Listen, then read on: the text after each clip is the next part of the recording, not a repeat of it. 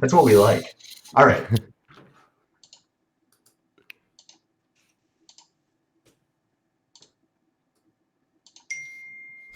What is that? Anything?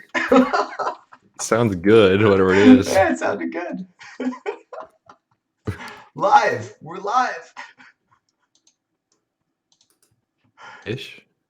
I think it says we're live. It says I'm 0. checking your YouTube. I'm looking on my phone. Edit. There it is. Oh, yes. I see my happening. face on your page. It is happening.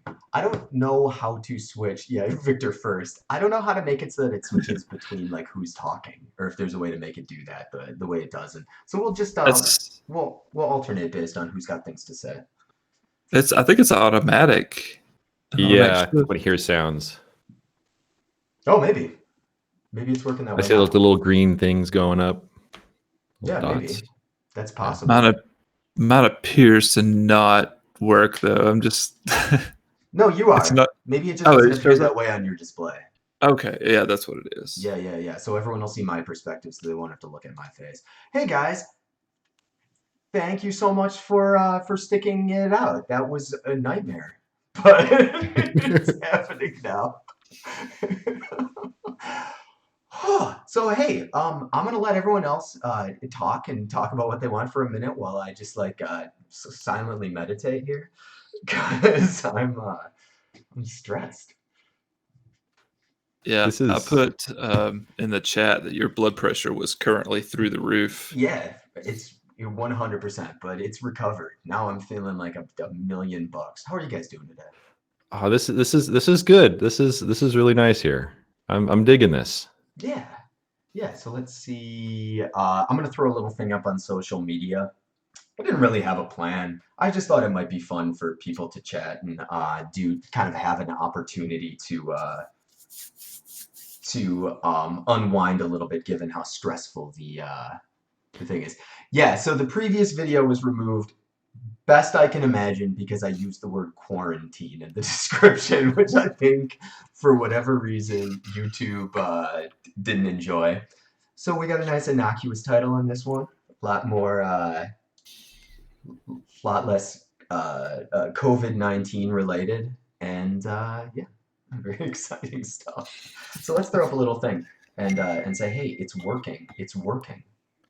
This is what we want right here. Here, Ben, give functional technology. Just send it out on the gram here. Out on the gram.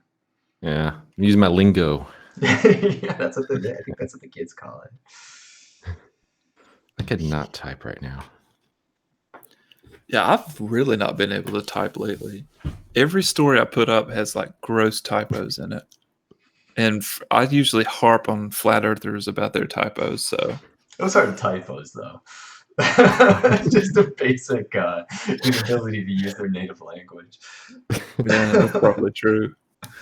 Just kidding. I watched a documentary about let's not talk about flat earthers too much, but I did watch that documentary called Behind the Curve about them recently. That was pretty interesting.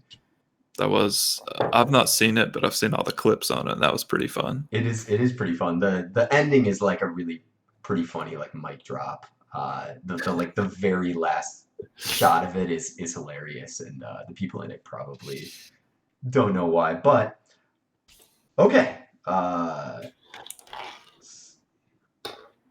Is anybody doing anything for fun lately?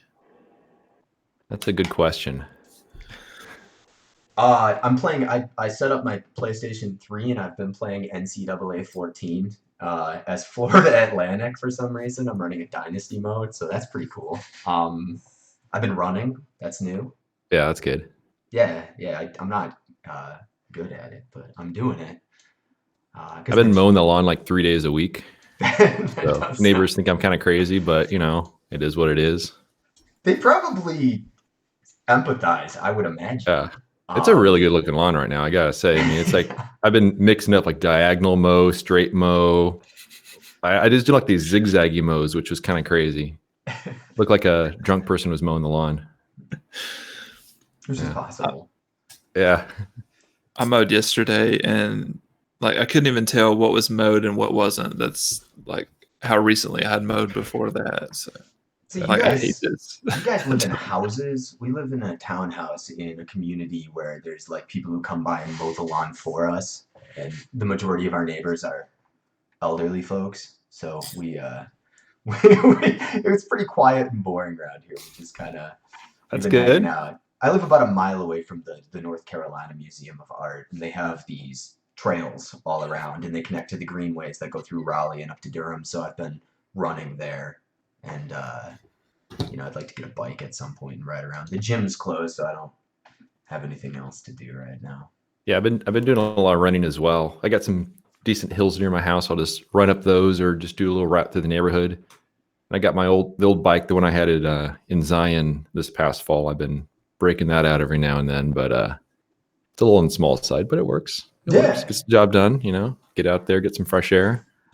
That's awesome. So let me see if anyone's actually here. It says 25 watching, so we do have people in the room here, and hopefully they'll trickle in as they realize that it wasn't a lie and that this is actually happening, which is pretty cool.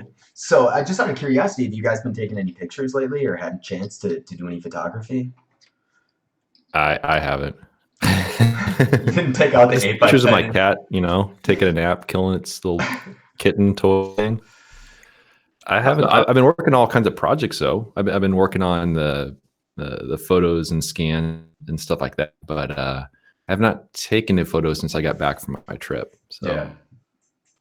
I've been taking a lot of shots, but through my telescope. That's what I've been focusing on. So good time to do that, as long as the weather's good. Yeah, definitely digital. What kind of camera do you use now? It's an astronomy only camera. Oh, okay. It's called an attic camera. It's just a red box. It's the most boring camera you could ever imagine. And get this, it's considered a large format camera, but its sensor is 1 inch diagonal and has 8 megapixels. That's wow.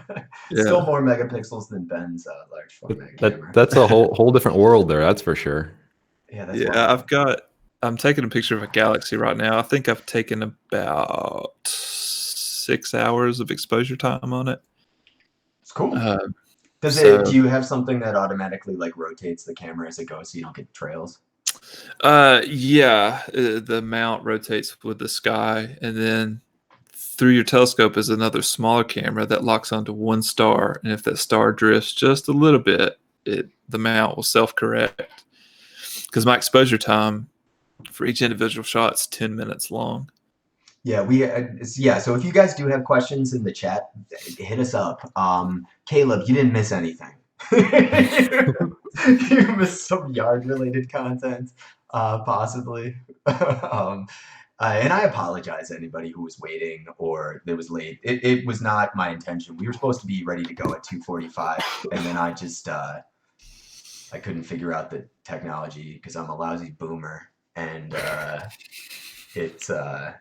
there were a lot of hurdles we had to overcome in multiple different formats. Yeah, so YouTube just changed their whole live streaming thing to make it difficult to do this kind of thing, and then didn't say anything. So I had to quickly install OBS and set some things up. And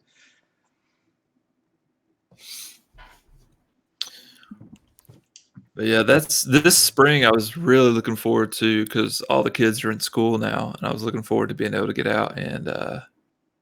Especially on Fridays when I'm off, go up to the Smokies and get some large format in. But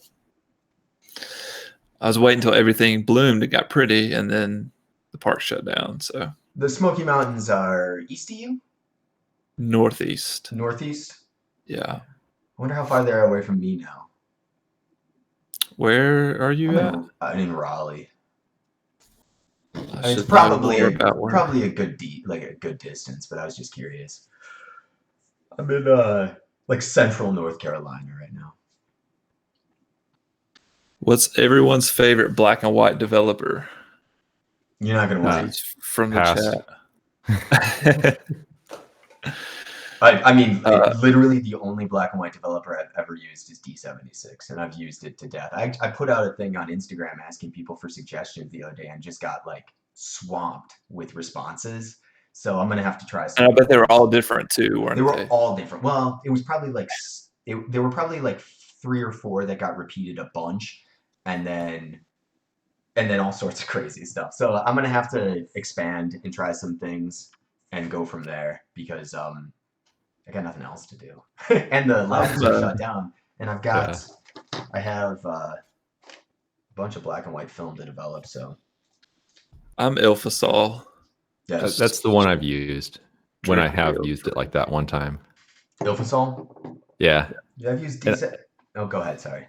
And I have no clue how it compares to anything else because I literally used it. I think it was like twice, but I need to get myself like a Jobo or something like that to do some better developing because I found that the Beyond the Zones tube scratched the film, and then when I did tray develop and really uneven development near the edges. I tried different techniques, but I just wasn't doing it right either way. Were you using it for the 8x10 film or for? But before I can like sort of take it seriously and then think like, oh, these are actually photos I'm going to do something with that I'm actually going to feel good about. I want to make sure it's just, it's not going to get destroyed in the developing like I've been doing for every single sheet of film thus far. So I've got a perfect record of destroying every sheet of film I've ever developed. But and you're that's sure I'm thinking maybe a Jobo or something like that in the future. You sure it was the tube that scratched it? Yeah. There were some scratches kind of around it because I think just because the bigger sheets of film, it just doesn't hold in there quite as well as like the 4x5s that have a little more springy power to them because it's like the same. I think my 4x5 developing tank is like a square. Does that sound right? Like, yeah, I've seen some that are like that. Shake the top. I don't really. You can like agitate it by. I have it. It's in the closet somewhere. I've used it one time and got pretty uneven results and then just gave up. I think I just took them to the lab after that. I love the tubes. The only scratches I've got with them are when I would take a squeegee and dry it. So now I just take my fingers and I've got that what's that stuff that doesn't leave watermarks on it. So I don't even try to get them really dry, but I've had really good luck. But the film locks in there. Like I feel like I'm almost going to tear it as it comes out because it locks in so well. It's not budging. Yeah, I think the 8x10, I think it can get a little bit of play in there because even though I was like kind of careful with the agitation stuff, you can kind of see like the kind of like almost like you're doing a long exposure, but you like bump the camera, it kind of goes bzz, all over the place. Yeah. So I kind of get that going on. And I don't really have I tried tray developing, but I was the worst at that. But that's why I figure if I get something to consistently do it like the Jobo, the thing is that they're kind of expensive and they're bulky. So I don't know. At some point, I would love to get something like that. And at that point, I'd probably do my own E6 and C41 as well. All right. So I'm going to ventured into color. So just really quickly, have you guys ever considered doing wildlife photography on film 35mm or 6x4.5? I do not own a medium format film camera. Okay. Yeah, I mean, me either. I don't have a 35. I don't have a medium format. I have just I have the two 8x10s, but I've got a ton of respect for wildlife because I think that's a lot more work than landscapes because it's like you got to have like the good subject, either way, whether it's landscapes or wildlife. But now it's like you got to have like the bird like looking you just the right way with like the right light in the eye and the perfect background. You got so many more things to align. It seems landscape is kind of like. Well, it seems like a mashup of landscape and like wedding photography, where it's like you have to be as patient as a landscape photographer, and then you need like the decisive moment at the same time. Like, that sounds hard. You got the behavior, you got to have the good light, you got to have the good background, and then they're out there sitting in the the blinds for all this time waiting for it, and I'm like, that landscape stuff so easy by comparison. So I've got a ton of respect for people that are really, really good at that. But in all honesty, if I were going to do that, I probably would use my digital camera. Oh yeah, for sure. That is. Yeah. So I've got guys of any. What are your thoughts on recent 3D makers projects? Did you back or buy any of them? Talking about like the 4x5 cameras. I guess so. I'm not sure. I didn't. I don't. I've got the two 4x5s, and that's enough. That Intrepid is light enough. I can't see any improvements on it for what I use it for. And then as long as the ground glass I have stays on the Shinhao. I'm going to use it. Nice. I mean, I like to support these companies. I bought the Intrepid 8x10 to support them too, but I just can't. At some point, it was like, okay, I can't justify having this because I'm never going to use it. Yeah. And the same with those other two cameras. I mean, or if I bought a new 4x5, I wouldn't use it. Both of mine serve their purpose. I think I've never the only project I've ever backed on Kickstarter, I think period, was Cinestill 120, and I took that out and shot it, and it was fine. And then I went on with my life. I have some here to shoot at some point, but yeah. Yeah, I've never done any of the Kickstarter stuff. I don't know. I guess I always like to just kind of wait till something's decently matured and then kind of go to it from there. But I know there's some cool stuff out there, but I'm not familiar with. They were saying the 3D Makers projects. I'm not familiar with that, so I'm not sure exactly what that one I is. think it's a. He said I there are think some a company out of examples here. Italy. If you're curious, he said, let me give you some examples.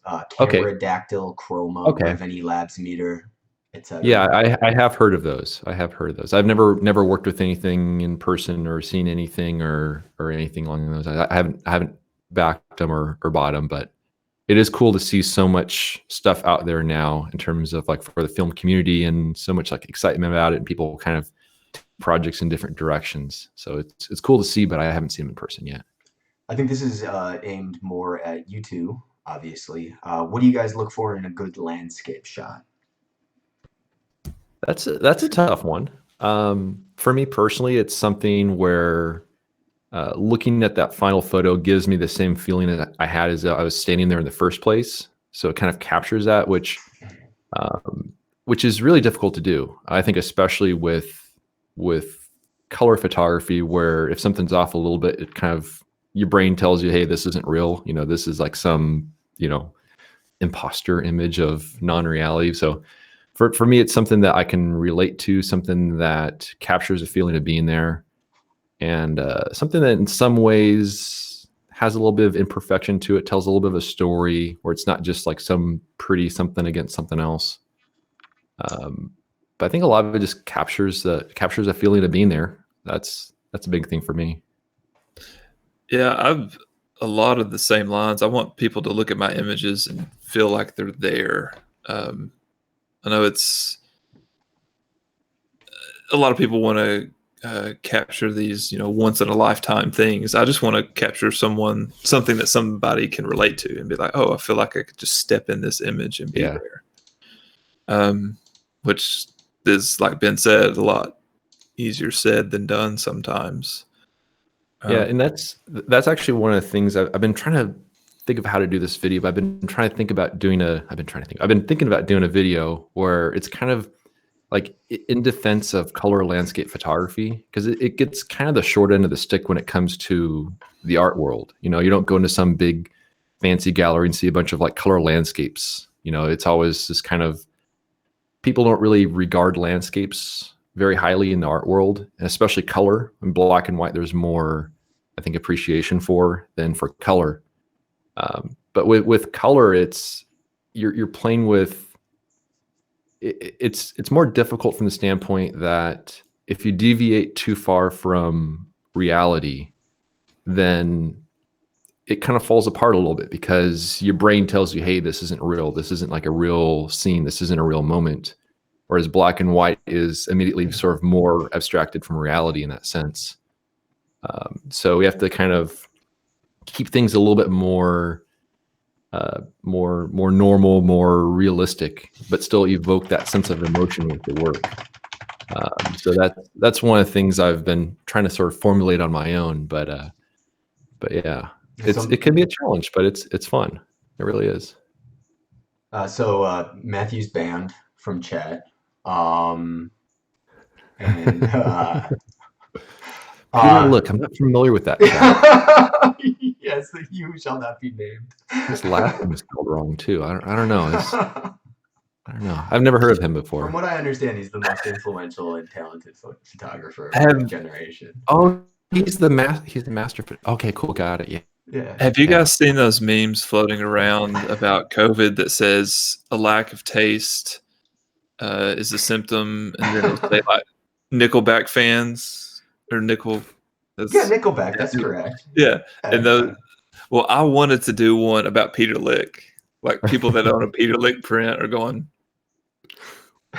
Well, no, so this is completely separate from photography, but I just want to point out one of my favorite things to do is to defend Nickelback because I feel like they stink, right? Like they weren't good, but like they're not so bad that they should be like the epitome of the worst band in the world. They have some okay songs. I don't know.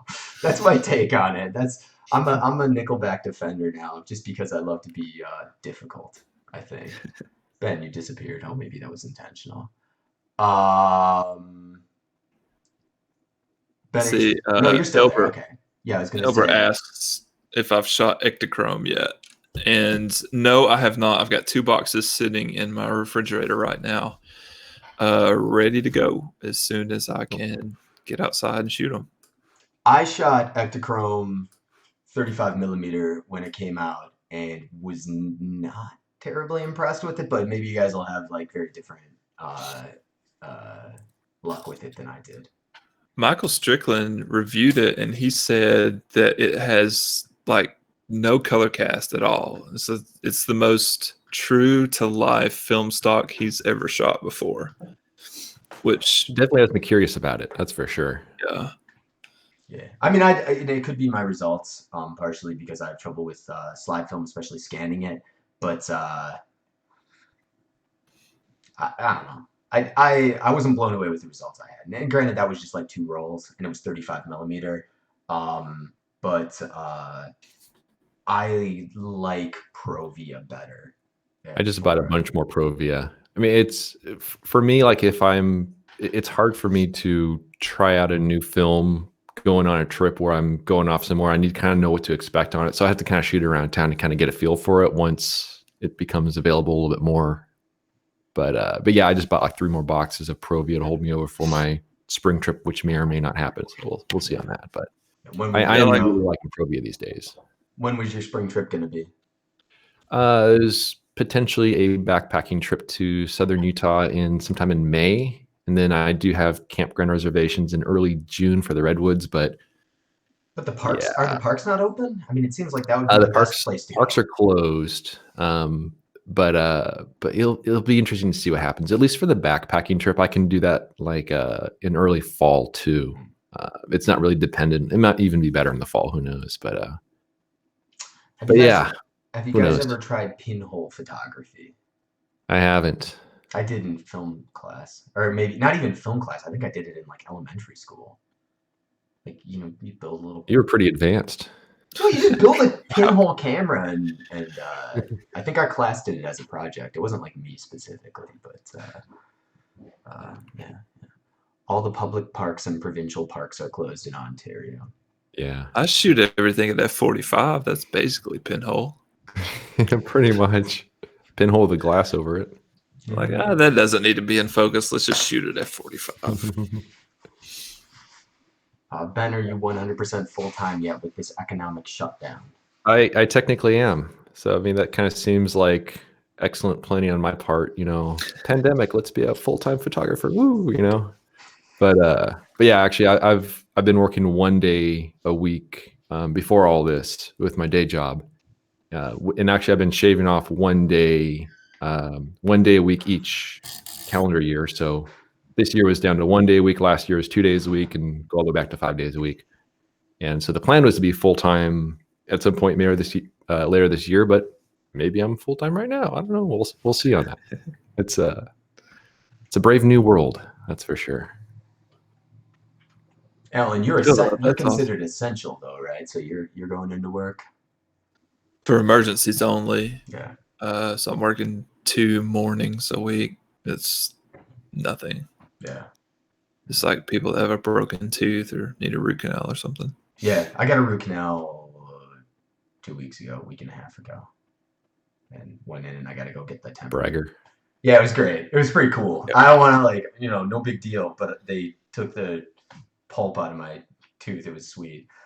It's never as bad as people think No. it's going to be going in. No, it wasn't. It was like It's just like a long filling. they put like a hook to hold my. You know what I'm talking about? A dull hook in my mouth. That was the worst part of the whole thing, and it like left a thing in my mouth. That was worse than the actual like place they drilled.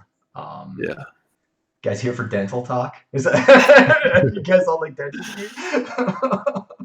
But It's a soothing topic, during a worldwide pandemic. yeah, Talk about dental work. let me tell you about my root canal. No, but I'm working just full time still from home, which is could be cooler, but it's one of those things where you're like the natural tendency is to whine about it, but I feel like incredibly grateful to have a job where I have that option to work from home. So Yeah, my wife's working from home as well, and I'm kind of working on my own stuff. So and we're very body, so it really hasn't changed too much for us. But I know a lot of people that are out jobs right now and in pretty stressful times. So it's pretty crazy out there, that's for sure.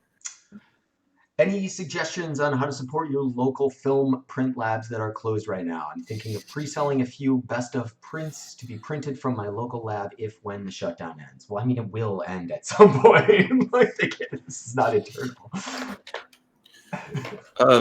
I don't know. Maybe this is bad. I don't use a lab to print. I've got a massive printer sitting just to the left of me here, so I actually do all my own prints and cut everything. And the only thing that I have a lab do is develop color film.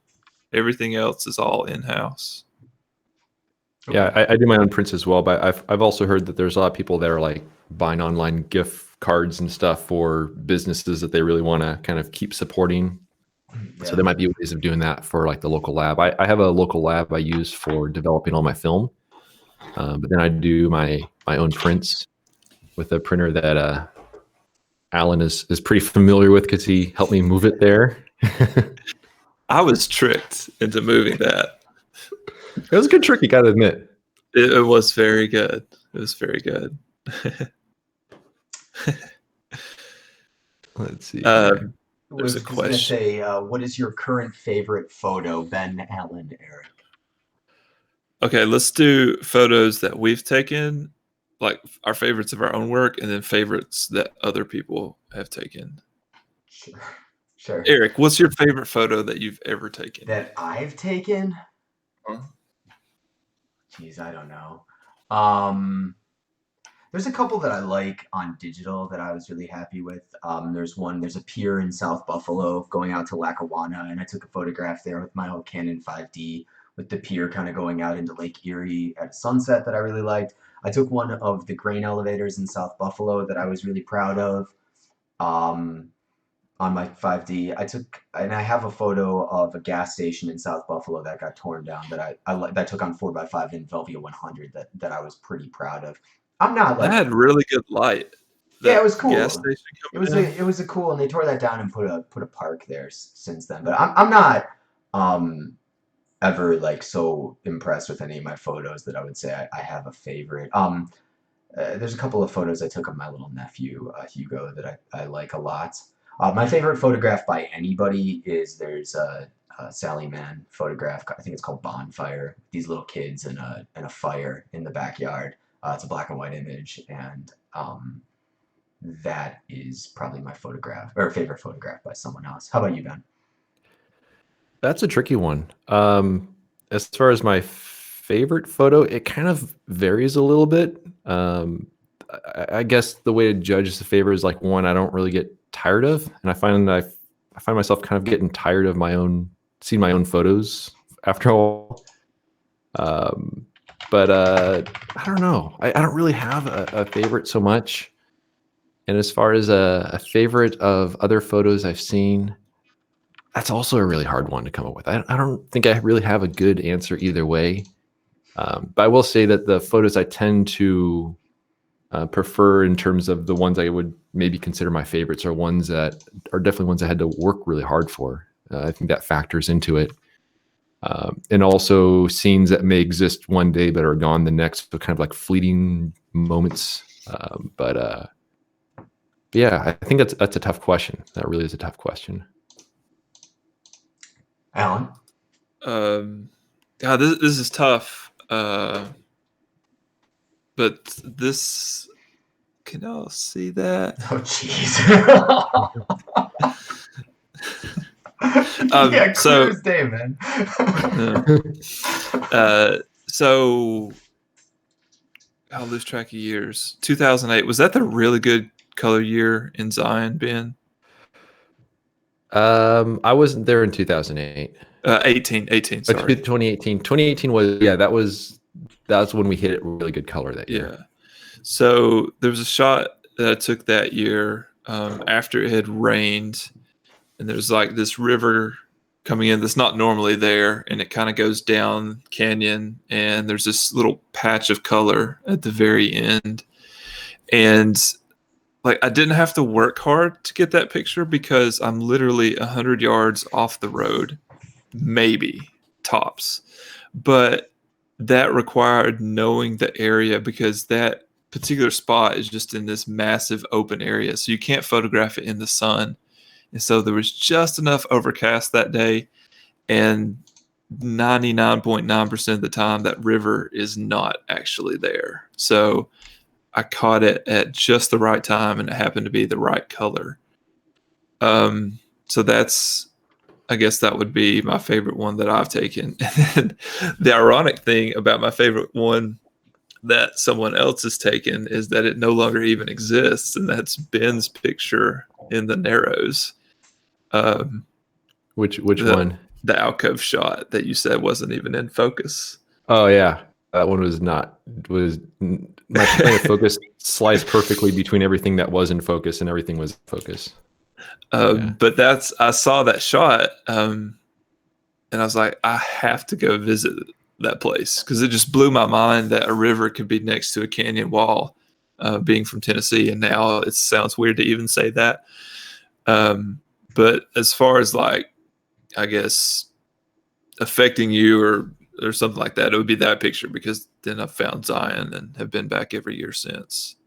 And that picture's nowhere to be found except for, I guess, on YouTube. Yeah, it's. I had that one drum scanned, and then I realized it was out of focus. So when you spend $200 to scan a sheet of film, to realize, I mean, it'd be nice if the drum scanner said, "Hey, good news and bad news. Saved you $200. Bad news, your photo sucks." So that would have been nice. The scanner itself has some sort of sentient program. He's like, It would have been nice. Out of focus. Ben, when is your book available? So it should be shipping in June. We'll see in terms of if it's affected by anything. I haven't heard any word of it being affected by anything.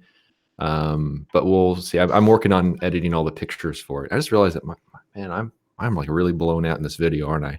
I'm just It's like an Onision. This side of my face is, if I move back, the whole thing.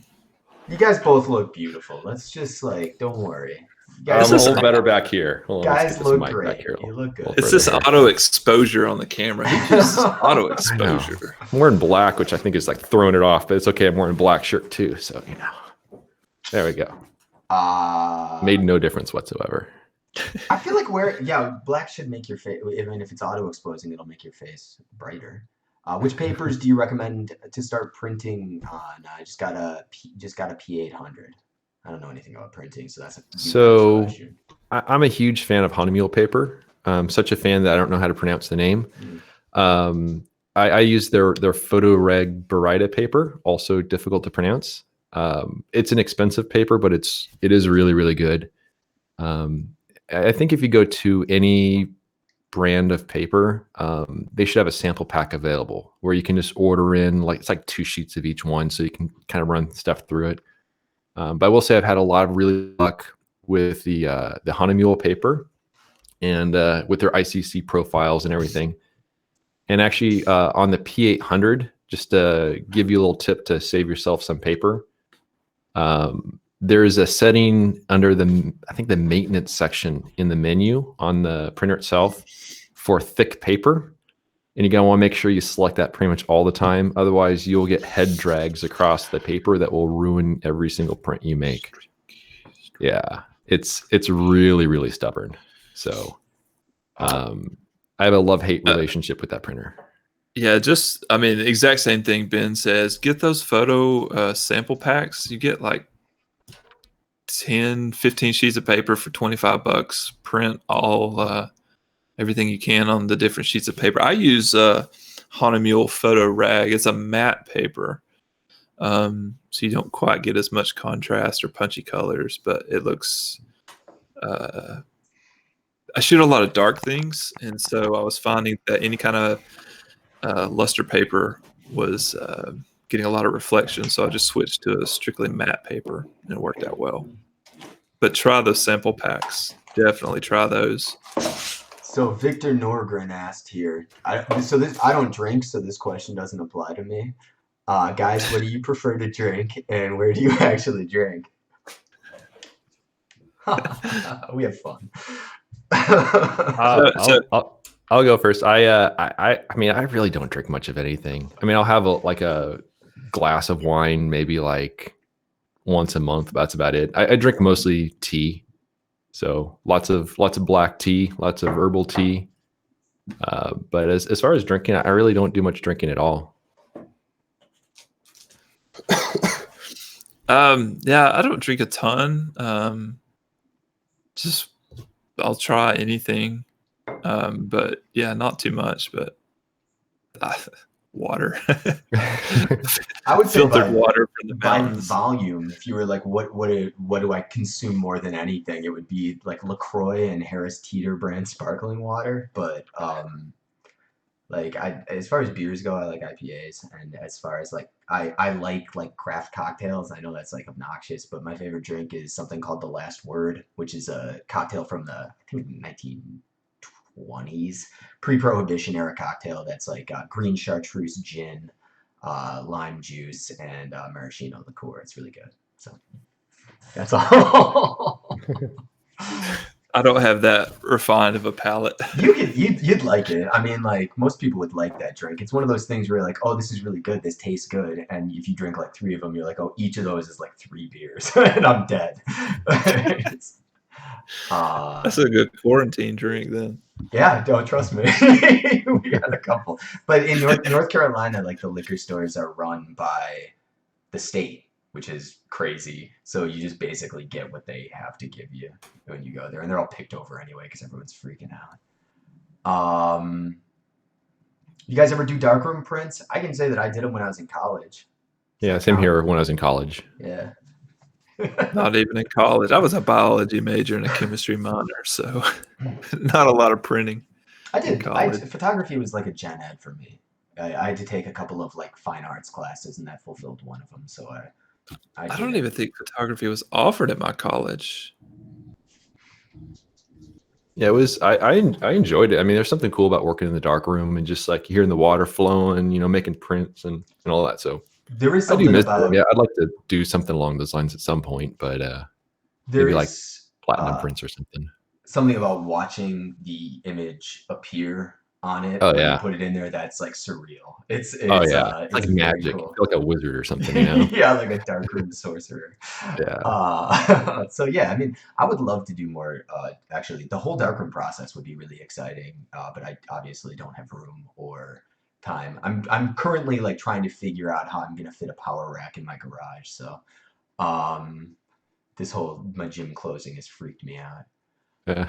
What are you doing, Alan? What are you doing without the gym? Losing weight, unfortunately. I've got the Bowflex adjustable weight dumbbells at home. Yeah, they sold out on Amazon. I tried to buy them as soon as this whole thing happened, and they were gone.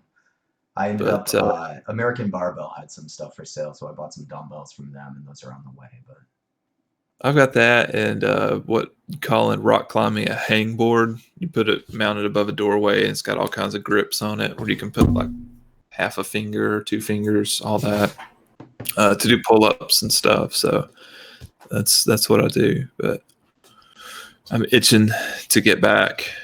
Yeah, I was just starting to really like PR and deadlifts every time I went in. And I was up over 300 pounds for reps with the straight bar deadlifts. I was feeling good, and then and there's a virus. Yeah. Yep. And that's really the saddest part about this whole thing for Yeah. everybody is that Eric can't go to the gym anymore. It's really the biggest tragedy. I had just PR'd in everything like 2 weeks before it hit. Yeah, I know. I mean, look, I understand how people feel in these tragedies now. That The gym is closed. yeah, they kept I them bet. open longer than Yeah. they should have here. It's so bad that Ben could be competitive in a push-up contest with me now. I how know. I bad- won't even have to rely on my like video tricks or anything like that anymore. 'Cause that's all I got. That's all I got.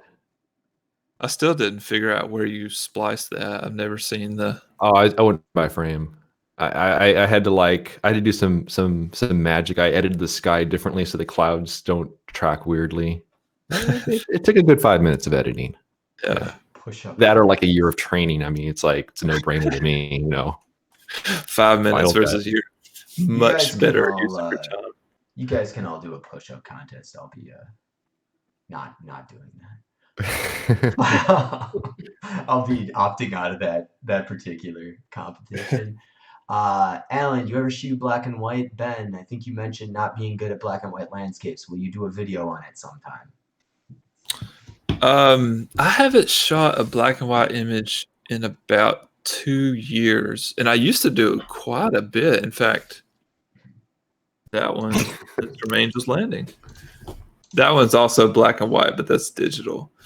But yeah, just it's not been a personal choice or anything. It's just I haven't come across something that I think would look good in black and white. I do very much enjoy it and have. If you scroll through my portfolio or whatever, you'll see some black and white stuff beyond 2 years ago. But I haven't shot it in a long time.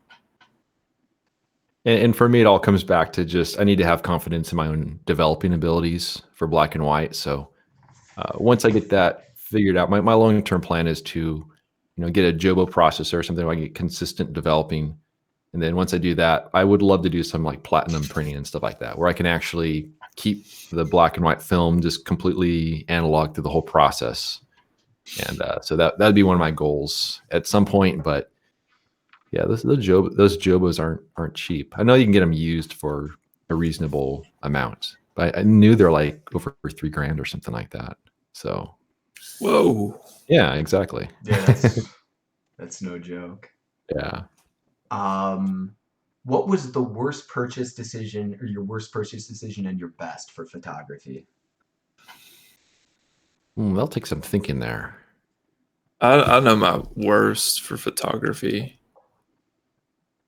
Wait, no, I do want to think about that. I think my worst is probably that Zone 6. Either the Zone 6 that I've never shot that I bought and then just have never used, or my Canon A7 or Sony A7 III that I use, but I don't know if it was worth the whatever $3,000 I spent on it. I guess if you're to go back in time, the worst one I ever bought, I had a Canon 1DS III way back in the day, and that was like an $8,000 camera. It was great at the time, but it wasn't that great. So that'd probably be my worst. But I sold it before it dropped in value like crazy, so I got out of it pretty reasonably. You could probably pick that up for less than $1,000 now. Oh yeah.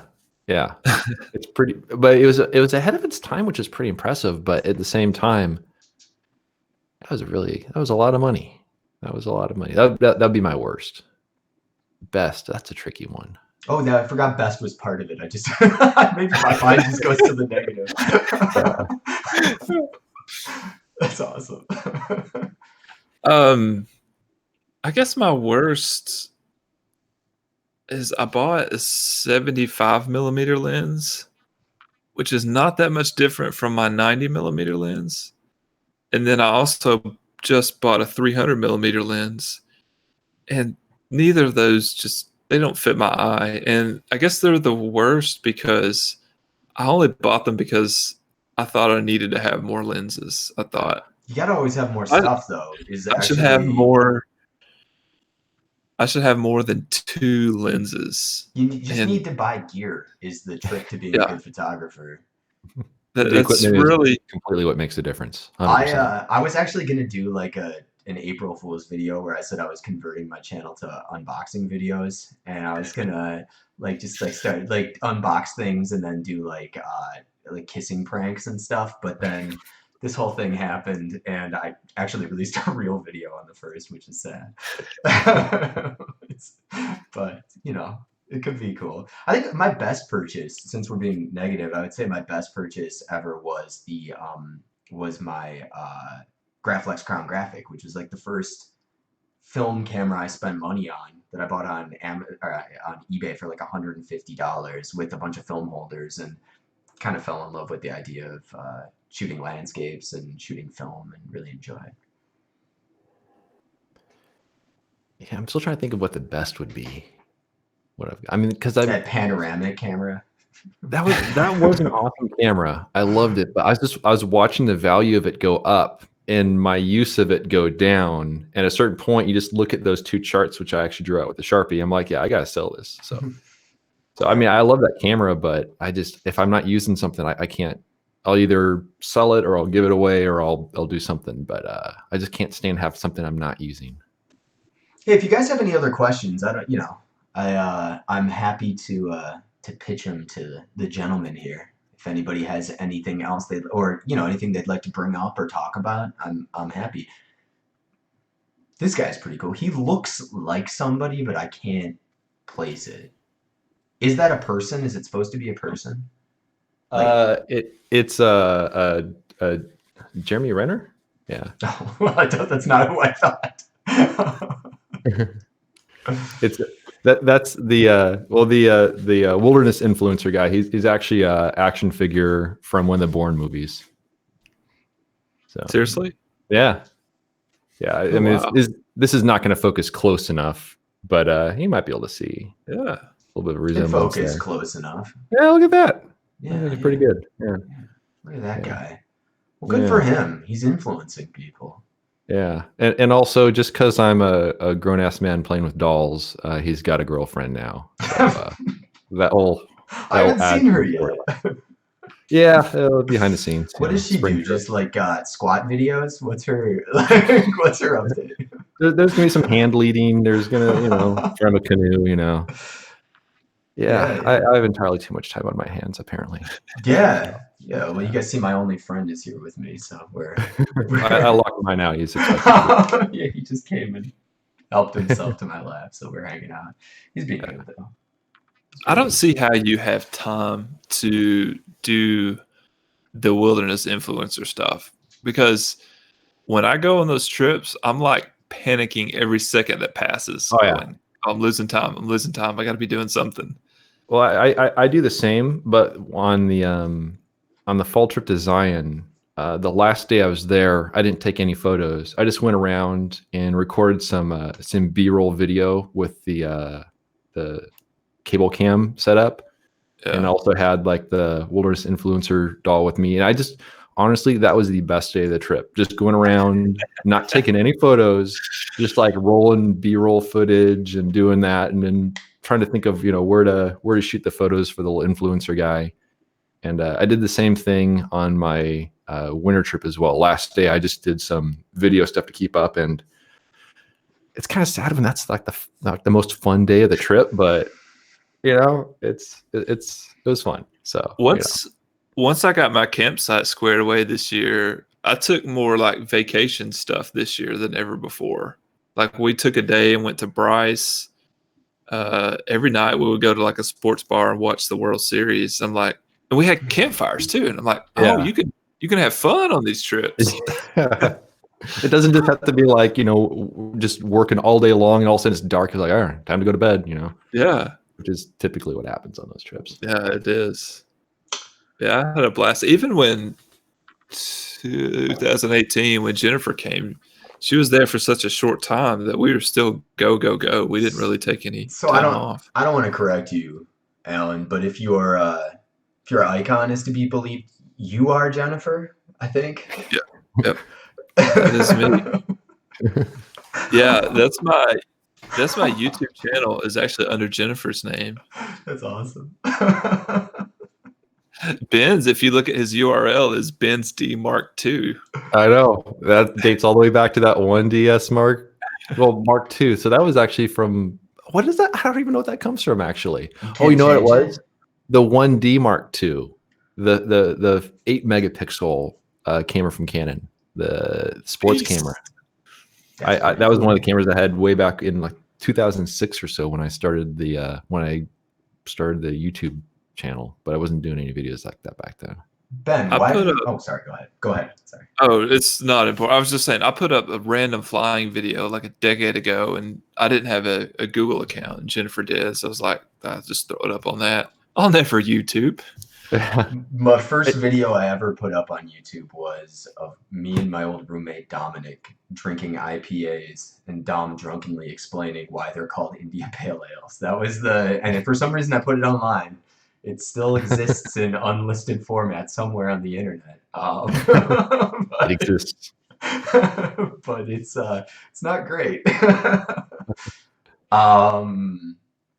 Ben, why do you use a monorail instead of something like a Keith Canham 8x10 field camera? Well, I started with an Ebony, and the Ebony, I love that camera until it got destroyed in Death Valley. But I do enjoy the field cameras. The one of the reasons why after I had the Ebony repaired, and actually has a new owner now. It was actually in Zion this year with my friend Will. But yeah, so I decided to go to the monorail because I really do enjoy using the longer lenses. And with the monorail, you have a more rigid camera with the longer lenses since you have this rigid backbone to the camera. And also, there's some other things about the Arca Swiss that are pretty nice in terms of everything's geared and everything, but it's a little bit more of a unusual shape for the camera when it's folded down, so you have to be really careful when you transport it. But if something happened to the Arca Swiss, I totally wouldn't mind having a field camera again. They're really nice. And also I have the Intrepid 8x10 Mark II, which I use for really lightweight stuff like backpacking trips and stuff. And that's sort of the Philips style design. So yeah. Okay. If money were no issue, what place in the world would you like to go photograph? There's this place called Zion. You may have heard of it. I'm a big fan. I personally have no real desire to like travel the world to crazy exotic places. I just want to keep exploring areas. I will say that if money is no object, I'd love to get like a little travel trailer so I can take along with me on the trips and kind of stay out in the field for a little while longer. So, but go to the same general places. I think if money were no option, I would like to travel, but I don't think I would travel with landscape photography as my primary goal. Like I would love to go to like Australia. I'd love to go to Bowie. I'd love to go to Bali. Jesus, I mashed Maui and Bali into one word. Bali. I'd like to go to Iceland. I'd love to go to Alaska. There's a lot of places I'd like to travel, but I don't know that landscape photography would be my primary. I just would like to go experience places, and I think sometimes, especially the first time you go somewhere, you're not going to get the landscape photos you want to get necessarily, and you're also not going to enjoy it to its fullest extent if that's where your focus is. So for me, it would be more about just experiential stuff. What about you, Alan? I would buy property in Springdale. Safe bet. I would, and then I would like have my telescope there too because of really, really dark skies. I don't know. My desire is to go get lost in some very rarely explored canyons. That was so much fun when I did that, and that's not super expensive. But now this probably won't require a ton of money, but kind of along the lines of what Ben said, my retirement goal is to get a camper and do a lot of living in it. Yeah, I think that'd be really cool to have. But really have like a nice hot shower at the end of the day, that'd be nice. There's a lot to be said for that. Yeah. But I would own, to answer the question, I would own property in Springdale. My favorite place to hike and take pictures is the Adirondacks, and I used to go there every weekend. So it's miss them, but it's not anywhere particularly exotic. But you go, and it's the same thing. You go to the same places, and you know where you are, and you know what you're looking for, and when to be places, and Oh yeah. when you're somewhere new, that's not necessarily the case. And you recognize how those places change, and then when you can catch them in unique conditions. Yeah. For sure. Best quarantine tips. Anything goes. I'm not the guy to ask. I don't have anything too great. But like I said, I've been spending a lot of time shooting with my telescope, but it's fun to just go out and look at the night sky if you have a relatively low light pollution. You mean you're busy creating CG fakes of the eclipse, and I gotta earn that NASA paycheck. You know what NASA stands for? Never a straight answer. Yeah. But it's just, this is Flat Earth Talk with Eric. I hope you guys are enjoying it. For anybody who's in the chat who somehow didn't know that Alan was the target of a massive Flat Earth campaign at one point, I think that's an important piece of information. He was assaulted from all around the globe. All these flat, all across the flat pizza surface of the Earth. Yeah, from ice wall to ice wall and everything in between. I was so shocked at that. I was just blown away. It was incredible. There were dozens of them, and they they descended on you, man. It was crazy. It was crazy. You're like, no, I'm just an amateur and I'm trying to photograph the eclipse, and they're like, no, nope. No, disinformation agent. Ben, did you consider any other monorails before deciding on the Arca Swiss? Not really. The Arca Swiss came pretty highly recommended from my friend Michael Strickland, and I had a chance to kind of see his before, and that was sort of in the back of my mind in terms of if something happened to my Ebony or whatever, that's kind of what I'd go to. Kind of like if you have, whatever your car you're driving is like, oh, something happens, I know I'm gonna get. So that's kind of scenario. But so that's what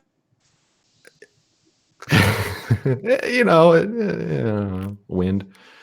Yeah, your audio went away there a little bit, at least on my end. Yeah, I think I got it back. Yeah, audio. I think audio just dropped out for a sec, but it's back. Yeah. But yeah, that's the main reason I looked at the Arca Swiss. But also, I just like a lot of stuff on its geared. It's really fast to work with, and the asymmetrical front tilt is kind of a game changer. It makes it a lot easier to set the camera up in an otherwise dark area. But yeah, I didn't look at anything else other than the Arca Swiss when I was looking for a replacement. Now that asymmetrical. I was just going to say, every time I hear anyone say monorail, I think of the Simpsons episode. It's just, is there a chance the track could bend? Not at all, my brain-dead friend, or whatever he says. I don't remember. He's like, what about us drunken slobs? We'll be given cushy jobs. Anyway, continue, sorry. I was just going to say, with the Arca Swiss, when you make front tilt movements, you don't have to refocus? Is that what it is? Yeah, so you use it a little bit differently than an axial or a base tilt camera. So basically you focus for the distance and then you tilt until your foreground comes into focus and the distance stays in focus. That's incredible. Yeah, and it works really well for traditional sort of photos like Death Valley kind of stuff. If you have that camera angled downward and you're shooting stuff on the ground, that doesn't really apply quite as much. So I have to use some base tilt, from front base tilt, in order to kind of get it close, and then you dial in the rest. But it's geared too, and after a while you can kind of do it by feel. But that's why I can set up the camera in a dark situation. If I can see a horizon, I can focus on the horizon, shine a flashlight in the foreground and tilt till the foreground's sharp, and then I should be pretty decent. So it makes that process a lot easier. How far in advance do you guys reserve for campgrounds in Zion? I tried in March and for November, and they were all full. So for the tent sites, it's 6 months. So I have not booked mine yet, but mid-April is when I will be booking, because that should get me mid-October. And I think the RV sites are like a year in advance. It's further advanced for the RV sites than the tent sites, I believe. But yeah, 6 months. I'm going to book mine this year. I don't know if I'm going to go to Zion this year with the shutdown, but I'm going to book and hope for the best. Maybe I'll book one and just come down. Hey, and start a fire and drink some we'll sit beers. around an empty campfire and then just go to bed, because that's You guys will get back and I'll have been drinking all day. What's up, guys? Just kidding, guys. I'll be here in North Kakalaki. Hi guys, I have a question to Ben. Why do you use large format in favor of 135 or 6x7? Best wishes from Poland. Hey, Poland. That's a good question. I think it's because I'm stubborn. It's like if you have a toolbox that has one tool in it, like an old rusty hammer, but you try to use it for every task around the house, and eventually it's going to work. That's kind of me using the 8x10 for everything. It makes it a bit of a challenge, but I will say that when you do get a transparency that turns out perfect and you put it on the light box, there's nothing better than looking at that with a loop, and it's kind of addictive. But also, there's so much stuff I have to lug around for that camera that I don't really want to carry around another system, because I fill up my 4Runner already when I go on trips. So if I can't shoot it with the 8x10, then I guess that's it. But I would say too, like honestly, I don't see 135 as being a viable option for landscape photography. I mean, I could see 6x10 if you have the right, or 6x7 rather, if you have the right setup, or 4x5. But I just think that doesn't make sense to me. Am I wrong? Some of the scans that Michael Strickland was doing with some of the 35 millimeter film, some of the stuff from Antarctica, some penguin shots and stuff. It was pretty impressive what he was able to get from it. Yeah. But also when you own a drum scanner, that certainly I'd have a hard time scanning that on my Epson flatbed. Yeah. And certainly 6x7 is fantastic. Any of the medium format stuff's really good. But I don't know. There's something really nice about working with large format where you got more control on things, and after a while you just kind of get used to that. So yeah. What's your cat's name, by the way? Alistair. Nice. He's a one-eared street cat from Buffalo, New York. He was a stray. We found him. He's got one messed up ear. Can you see? There he is. Hey, that's awesome. he's a good dude. He's not always a good dude actually, but I like him. He's a very like doggy cat. Like waits at the door for you when you get home and follows people around and stuff. I've got one that's the way. When do you guys plan to visit some cities in the U.S. and meet up with us? That's a good question. I basically am either in Diego or in Springdale or C.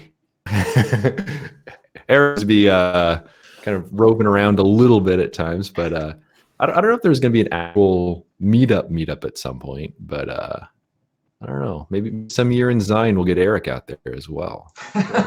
I would love to go. Yeah. I'm not sure how useful that would be. Along the way, bring my 4x5 camera that I've never taken a picture with. Zion in October is pretty much the de facto meetup anyway. Yeah. Eric, you're pretty much the only person in the world not there. That's true. True. I would love to do a meetup at some point, but I feel like if I did a photography meetup, nobody would show up to it. like everyone in my live stream. So like it would be cool. I think it'd be enjoyable, especially like do a walk around and shoot medium format or something. But I don't know. Anybody in the greater Raleigh Durham area wanna take pictures, hit me up. We'll figure it out.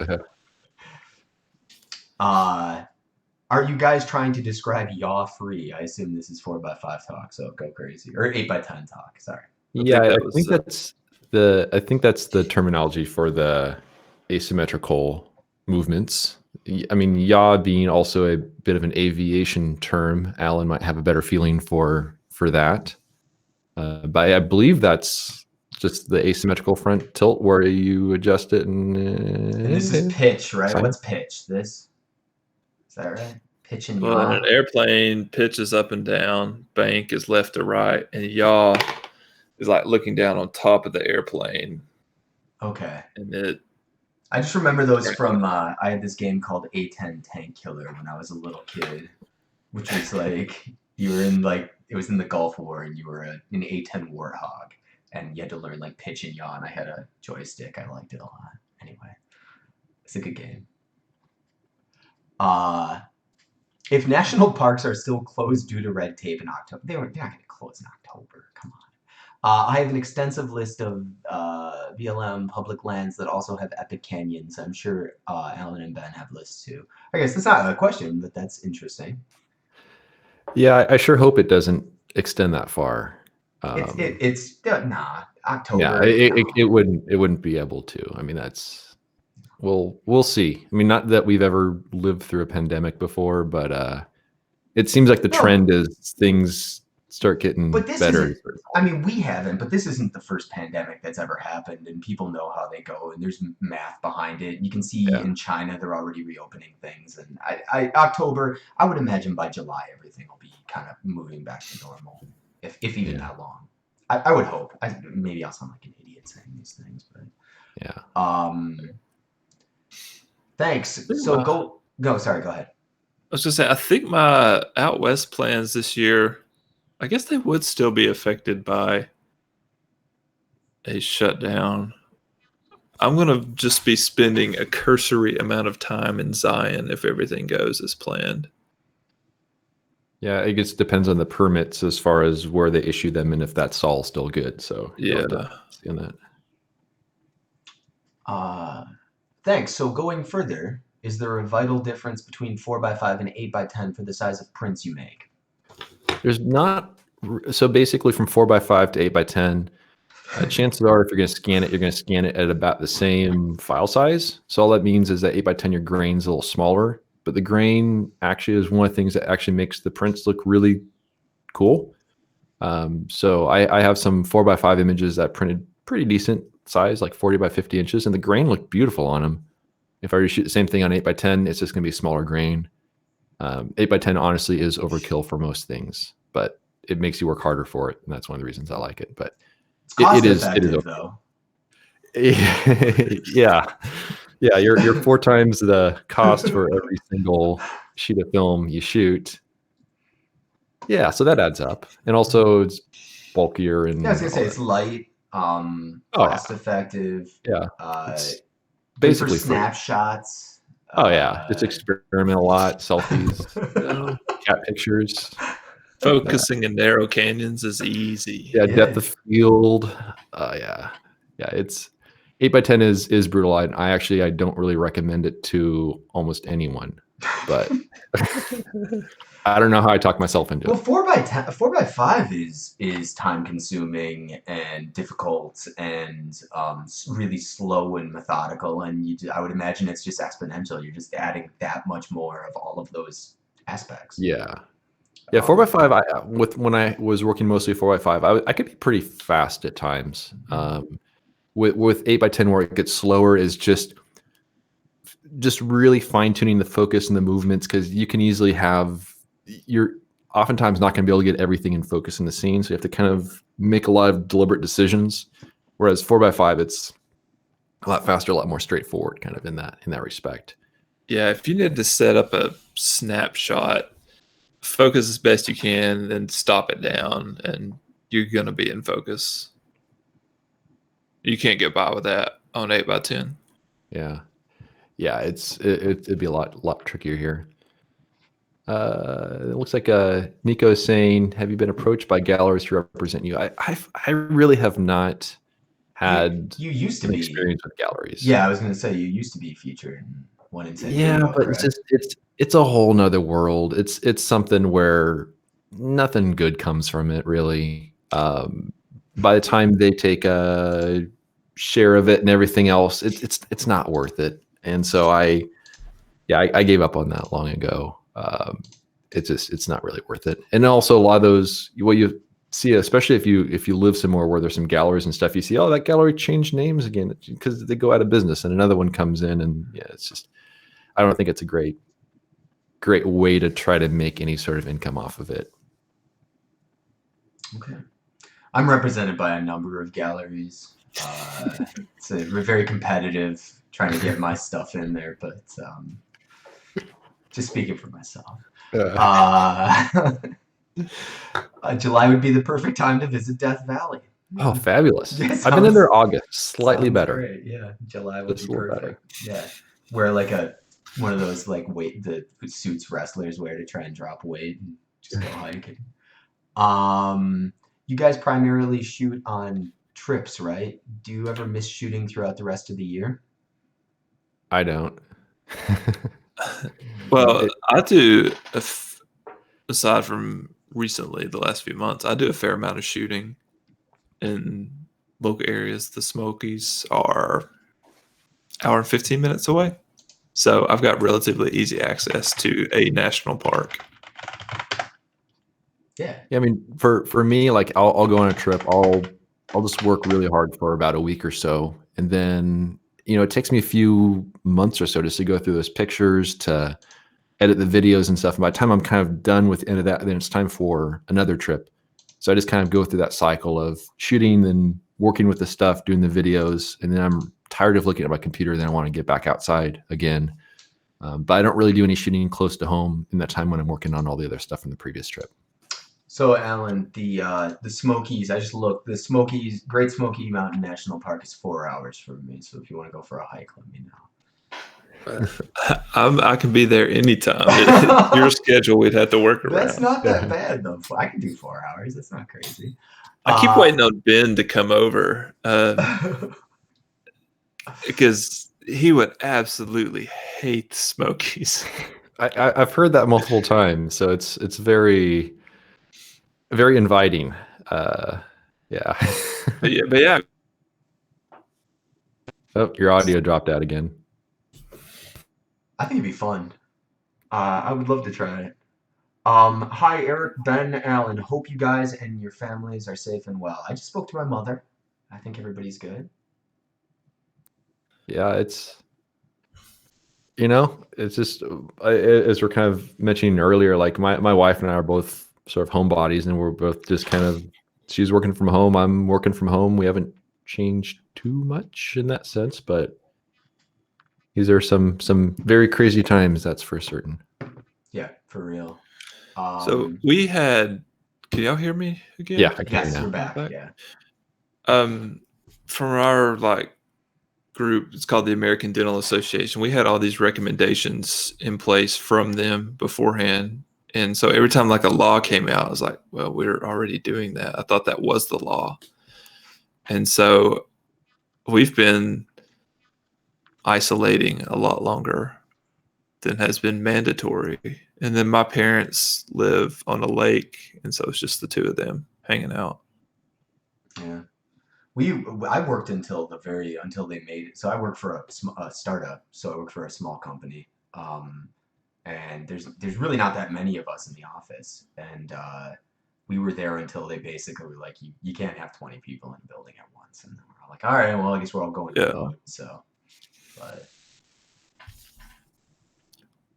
but it's been, I mean, if the news didn't tell me there was a pandemic going on, Athens is basically the same. I mean, yeah, I think it's making its way out there. I mean, Wake County has a bunch of cases now.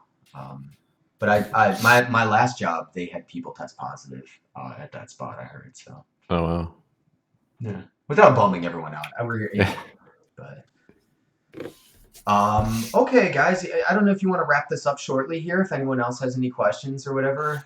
And if you guys feel like doing this again on one of your channels and you want to do it, I'd be super open to it. I don't have anything else to do. Well, we know now that you know how to do this. You're the expert among the three of us. Yeah, it went off without a hitch. It was flawless. Perfect. I'm going to be honest. There's 0% chance I would have been able to figure it out. Yeah. It's the way I did it without getting into it too much. It's not probably how YouTube intends you to use their streaming service, but it worked. So we figured you got to work. That's impressive. Yeah. It's something, but does anybody? I mean, do you guys have anything you want to share with everyone right now before we call it a day?